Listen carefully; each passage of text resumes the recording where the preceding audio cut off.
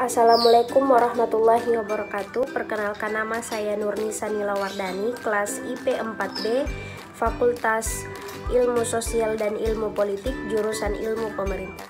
Baik, di video kali ini saya akan sedikit membahas tentang pertemuan 2-7 tentang birokrasi.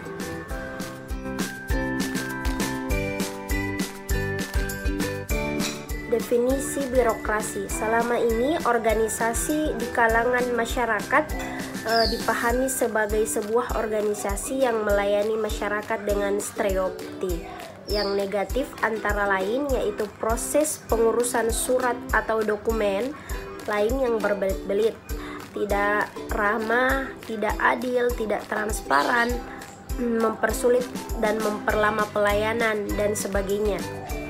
Tidak salah masyarakat menggambarkan birokrasi dengan hal-hal seperti karena dalam pengalaman-pengalaman yang tidak mengenakan yang dialami secara langsung oleh masyarakat, seperti misalnya pembuatan KTP, akte kelahiran, mengurus sertifikat tanah, membuat paspor, dan memungut retribusi dan sebagainya.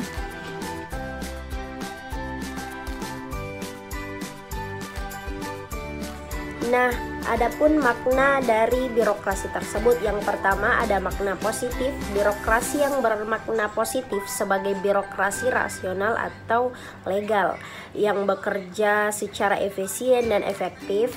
Birokrasi juga tercipta karena kebutuhan akan adanya penghubung antar negara dan masyarakat untuk mengejawantahkan kebijakan-kebijakan negara. Artinya, birokrasi dibutuhkan oleh negara maupun oleh rakyat. Adapun makna negatif, birokrasi yang bermakna negatif diartikan sebagai birokrasi yang pernah dengan patologi atau dalam artian penyakit. Organisasi tambun, boros, tidak efisien dan tidak efektif, korupsi dan lain-lain. Birokrasi adalah alat penindas atau penghisap bagi kaum yang lemah. Dalam artian itu, kaum lemah itu yaitu orang miskin dan hanya membela kepentingan orang kaya. Artinya, birokrasi hanya menguntungkan kelompok orang kaya saja. Tokoh pendukungnya itu adalah Karl Marx dan Harold Larkin. Definisi dan tipe budaya politik menurut Gabriel Almond, budaya politik adalah seperangkat sikap-sikap, kepercayaan, dan perasaan-perasaan tentang politik yang terjadi dalam sebuah negara pada suatu waktu tertentu. Budaya politik merupakan orientasi politik dan sikap individu-individu dalam hubungannya dalam sistem politik di mana mereka merupakan anggotanya. Pada tingkat orientasi individual, Almond membedakan sikap individu terhadap objek politik atas 3 bagian, yaitu kognitif, afektif, dan evaluatif. Orientasi kognitif individu meliputi pengetahuan dan kepercayaan yang diukur dengan menggunakan pengetahuan mengenai sistem politik, tokoh-tokoh politik, dan kebijakan politik yang berlaku. Nah, komponen afektif diukur dengan melihat perasaan individu terhadap sistem politik, yaitu menerima dan terikat pada sistem atau menolak dan terrealisasi dari sistem dan tokoh-tokoh politik.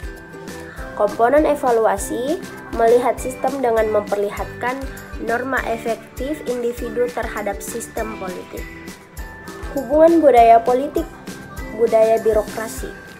Secara harfiah, budaya bisa diartikan sebagai way of life, yaitu sebuah cara hidup.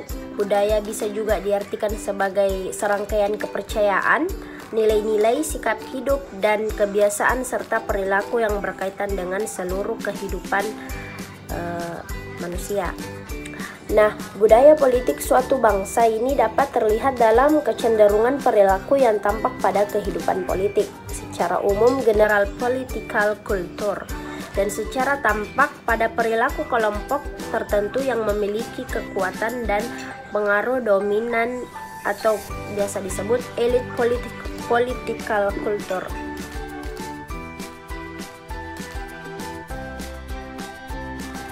Definisi patologi birokrasi, istilah patologi ini yang berarti penyakit, adalah istilah yang diadopsi dari bidang medis, yaitu penyakit yang biasa menyerang setiap orang dalam keadaan sehat menjadi sakit. Patologi birokrasi sebagai penyakit-penyakit yang diderita oleh birokrasi baik skala kecil maupun skala besar. Penyakit-penyakit birokrasi yang dimaksud antara lain berupa efisiensi, efektivitas, organisasi para pejabat, organisasi yang tambun, organisasi yang lamban, dan sebagainya. Birokrasi adalah pelayanan masyarakat sekaligus abdi masyarakat sehingga dia harus dalam kondisi sehat walafiat supaya bisa memberikan pelayanan secara optimal kepada masyarakat. Nah, birokrasi saat ini jelas menghadapi persaingan global dan berbagai masalah internal. Masyarakat sudah mampu dan menuntut hak-hak yang menjadi miliknya. Salah satu yang dituntut oleh masyarakat adalah hak untuk mendapatkan pelayanan yang prima dari pelayanan masyarakat. Mungkin cukup sekian. Wassalamualaikum warahmatullahi wabarakatuh.